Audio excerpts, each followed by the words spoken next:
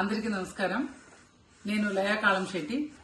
2 days క్రితం మన తెలంగాణ ముఖ్యమంత్రి రేవంత్ రెడ్డి గారు మన హిందూ దేవతల గురించి, దేవుళ్ళ గురించి ఒక స్టేట్మెంట్ ఇచ్చారు. హిందువులకి 3 కోట్ల పైన దేవుళ్ళు ఉన్నట్టు, అలాగే పెళ్లి కాని వాళ్ళకి ఒక దేవుడు, కళ్ళు తాగే వాళ్ళకి ఒక దేవుడు, 2 పెళ్లాలు ఉండే దేవుళ్ళు, ఇలా రకరకాలుగా మన హిందూ దేవుళ్ళనే కించపరిచి మాట్లాడడం జరిగింది. ఇది ఎంతవరకు కరెక్ట్? మన ఇల్లు చక్కగా చేసుకునే మనం ఇంకొక ఇల్లు గురించి ఆలోచించుకోవాలన్నట్టు ఒక హిందూ అయి ఉండి హిందూ దేవుళ్ళని కించపరిచి మాట్లాడుకుంటూ ఇంకొక మతాన్ని ఎలా గొప్పగా చెప్తారు? రేవంత్ రెడ్డి గారు అంటారు, నేను టోపీ పెట్టుకుంటాను, ముసల్మాన్ వాళ్ళ ప్రోగ్రామ్కి వెళితే, నేను రంజాన్కి వెళితే అలా చేస్తాను, లేదంటే నాకు జీసస్ అంటే నేను ఇలా చేస్తాను అని అంటారు. తను ఉండే మతంనే తను ఒక రెస్పెక్ట్ ఇవ్వలేనప్పుడు ఇంకొక మతాన్ని ఎలా రెస్పెక్ట్ ఇస్తారు? ఇది ఎంతవరకే కరెక్ట్? రేవంత్ రెడ్డి గారు, మీరు మీ పుట్టిన మతంని దాన్ని మీరు గొప్పగా చెప్పుకున్నాక, దాని గొప్పతనాన్ని తెలుసుకున్నాకనే మీరు ఇంకో మతం గురించి, దాన్ని రెస్పెక్ట్ ఇచ్చే దాని గురించి చెప్పండి. మీరు ఉండేది భారతదేశంలోనే కదా. పాకిస్తాన్ విభజన అయినప్పుడే మనం హిందువులు ముస్లింస్ అని విభజన అయింది.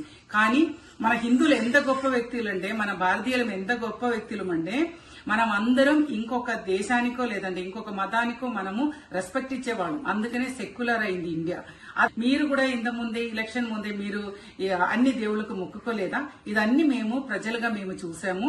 అలాంటప్పుడు మీరు ఈ మాటలన్నీ మీరు తిరిగి తీసుకోవాలి. మీరు హిందువులందరికీ క్షమాపణ చెప్పుకొని మీరు మీ స్టేట్మెంట్ ని వెనక తీసేసుకోవాలని మేము కోరుకుంటున్నాము.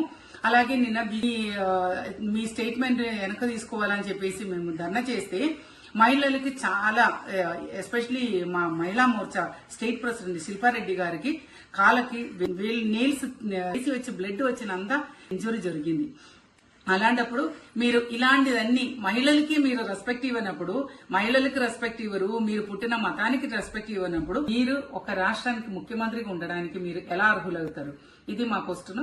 మీరు నిజంగానే ఒక గొప్ప వ్యక్తి, ఒక నిజమైన నాయకుడైతే తప్పకుండా మీరు మీ స్టేట్మెంట్, దేవుళ్ళ గురించి చెప్పే ఈ స్టేట్మెంట్ తిరిగి తీసుకొని అందరు హిందువులకి, మీ రాష్ట్రంలో ఉండే హిందువులకి, దేశంలో ఉండే హిందువులకి, అలాగే ప్రపంచం మొత్తానికి ఉండే హిందువులందరికీ కూడా మీరు సోరీ చెప్పాలి, మీ స్టేట్మెంట్ వెనక తీసుకోవాలి. సో దానికోసం మేము ఎదురు చూస్తున్నాము. తప్పకుండా లేకపోతే మాత్రం మేము బీజేపీ తరఫున మేము మహిళలు, ఎస్పెషల్లీ మహిళలు, మేము మీకు వ్యతిరేకంగా మేము ఎక్కడైనా స్టేట్మెంట్ ఇస్తాము. జై హింద్, జై భారత్.